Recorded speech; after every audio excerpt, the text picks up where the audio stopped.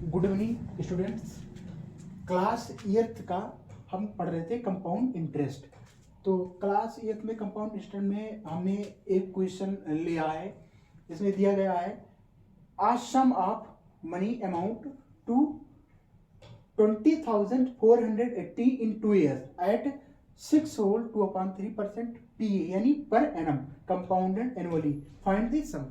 यानी ये यहाँ ये कहा गया है कि कोई ऐसी राशि, वो कौन सी ऐसी राशि है, यानी वो कौन सा ऐसा अमाउंट है जिस पर जो है 6/6 होल 2/3% पर रेट पर 2 साल के लिए उसका जो अमाउंट है वो 20,480 हो जाता है। यानी वो कौन सा प्रिंसिपल है वो कि जो है अगर उस पर इतने का रेट लगाया जाता है 2 साल के लिए तो उसका जो अमाउंट है वो इतना हो जाता है। ये पता करना है, यानी आपको प्रिंसिपल पता करना है, प्रिंसिपल जानना है। यानी कितना रुपया किसी से लिया था इतने रेट पर इतने साल के लिए, तो उसको जो अमाउंट देना पड़ रहा है वो इतना देना पड़ रहा है। वो कौन सा अमाउंट था, यानी प्रिंसिपल, वही आपको पता करना है। तो देखते हैं क्या है। इसके लिए हम एक फार्मूला जानते हैं। जब मुझे अमाउंट निकालना होता था, यानी जब प्रिंसिपल मुझे पता होता था और रेट भी पता होता था, 2 ईयर पता होता था, हमें अमाउंट निकालना होता था, तो फार्मूला हम जो लगाते थे वही फार्मूला हम इसमें ही भी लगाएंगे। यानी वो फार्मूला कौन था, ए इक्वल यानी अमाउंट इक्वल आपका जो है हो जाएगा P इंटू 1 प्लस R/100 का पावर n। ये फार्मूला था। यहाँ पे ए जो आपका दिया गया है 2480, ये आपका दिया गया है अमाउंट। पी फाइंड करना है 1 प्लस आर, रेट आपका दिया गया है। रेट जो है हमने सही रूप में लिख लिया है 20/3% पी यानी पर एनुअल। तो यहाँ पे आर आपका हो जाएगा 20/3 कंप्लीट/100 का पावर n, यानी n की जगह हम लिख देंगे 2 ईयर। अगर हम इसको सही रूप में लिखें तो इसको इस प्रकार से लिख सकते हैं P1 प्लस 20/3 इंटू 100 इसका पावर 2। 25 से 100 होता है, तो इसको हम कट कर देंगे, है ना। फिर अगर हम इसको चाहें तो और अच्छे से लिख सकते हैं कि 2480 इक्वल टू P1 प्लस 1/15 के पावर 2। यहाँ पे 5 का मल्टीप्लाई 3 से कर दिया गया है, तो हमें मिला है 15।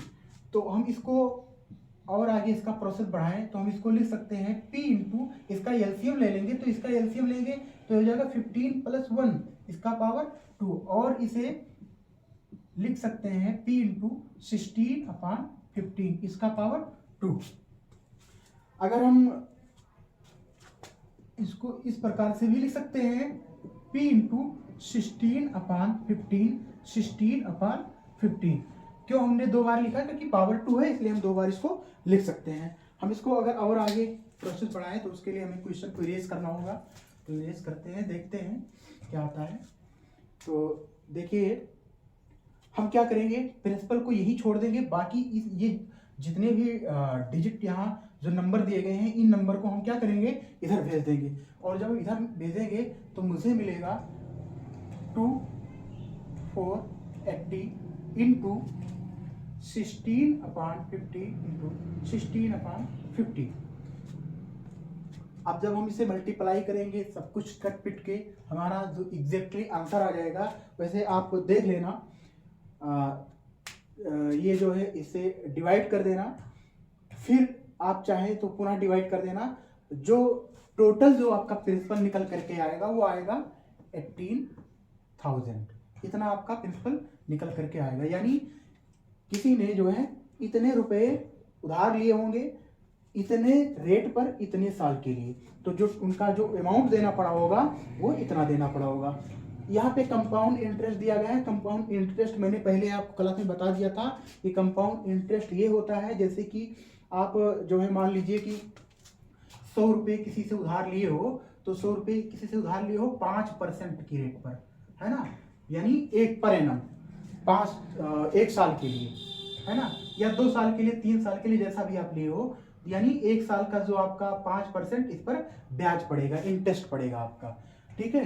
तो जब आप 5% पड़ेगा तो यानी 105 रुपये हो जाएंगे, और जब 105 रुपये हो जाएंगे तो आपका ब्याज इंटरेस्ट पर इंटरेस्ट पड़ने लगेगा, यानी अब आपका 105 पर भी ब्याज पड़ने लगेगा, तो आपका दूसरे साल जो अमाउंट हो जाएगा वो इतना हो जाएगा, 111 रुपये हो जाएगा अमाउंट। अच्छा, एसआई में क्या होता है, एसआई में मान लीजिए आपने 100 रुपये लिए 5% की रेट पर, तो आपका मान लीजिए 2 साल के लिए लिया आपने, तो 1 साल में आपका 105 रुपये हो गया, तो दूसरे साल आपका 100 रुपये पर ही इंटरेस्ट लगेगा। यहाँ पे कंपाउंड इंटरेस्ट में क्या हुआ है, दूसरे साल आपका 105 पर लगा है, और एसआई में क्या हुआ है 100 पर ही लगेगा, 105 पर नहीं लगेगा। तो जो आपका 2 साल के अमाउंट निकल करके आएगा वो आपका हो जाएगा 110 रुपये हो जाएगा। कितना हो जाएगा, 110 रुपये हो जाएगा।